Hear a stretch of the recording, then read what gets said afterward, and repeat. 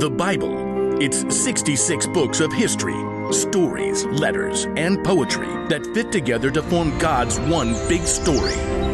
The epic adventure of how He created us and loves us so much that He made a way to rescue us. As we travel through the Bible, from Genesis to Revelation, we discover people who met God and found their lives changed forever. Now, for an amazing story, inspired by the book of 1 Samuel, chapters 18 through 20. Now imagine, for a moment, that you're a prince. It's a pretty cool job. Your father, King Saul, is a fierce and handsome warrior with a hot temper.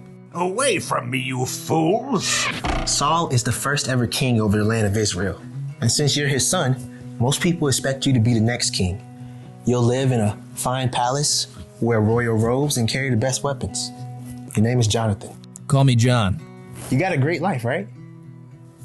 But then, your dad hires a new guy, a young man your age named David, who's only a shepherd boy. But somehow, through the power of God, David has just defeated the giant Goliath, saving God's people in the battle against the Philistines.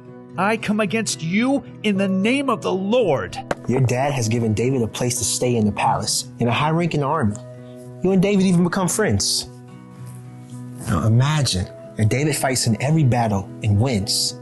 The people of Israel are even more impressed with him than they are with King Saul. King Saul is great. Yeah, but have you seen David? He is awesome sauce.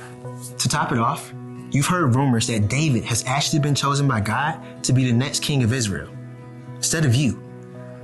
It would be so tempting to be jealous of David, to not talk to him or hang out with him.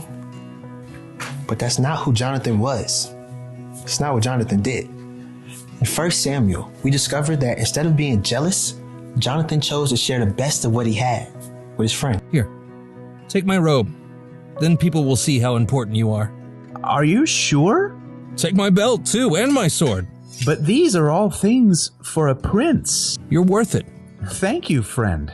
King Saul, on the other hand, did become jealous. So jealous that he hurled a spear at David. And later on, he told Jonathan and all of his servants to kill David. Jonathan was horrified. He quickly warned his friend. Find a place to hide. I'll talk to my father and find out what's going on. The next morning, Jonathan faced King Saul. Don't harm David. He's helped you.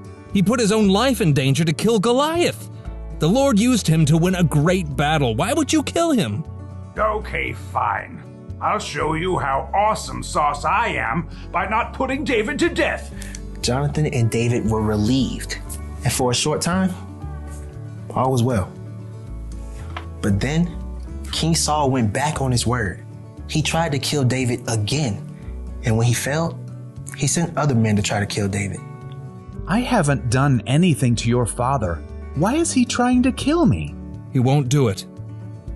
He tells me everything, and he hasn't said a word about hurting you. That's because he knows we're friends, and you would tell me. This is terrible. I'll do anything I can to help. So the two friends made a really complicated plan, like something out of a spy movie. Their top secret plot had David hiding instead of showing up for the feast, while Jonathan made up this story to try to find out how angry his dad was.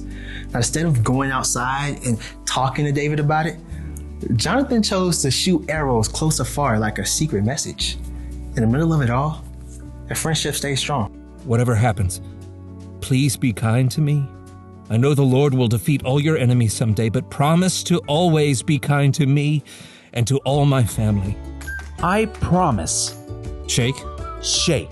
The two young men made a promise to stay friends no matter what might happen next. Then, it was time to put their plan into action.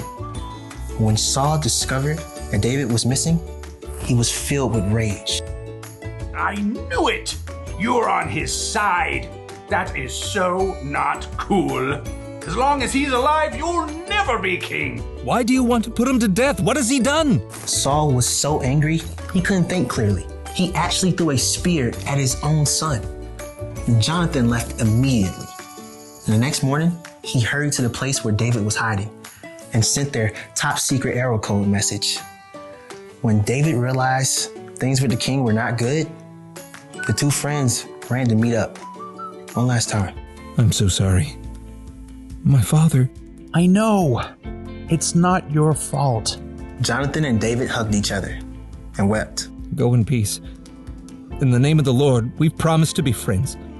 He will be a witness between us and our families forever. There was nothing more to say. David left the city to hide from Saul, and Jonathan went home. Now, Jonathan could have allowed Saul to kill David and maybe become king himself. But instead, Jonathan trusted God and chose to protect and love his friend.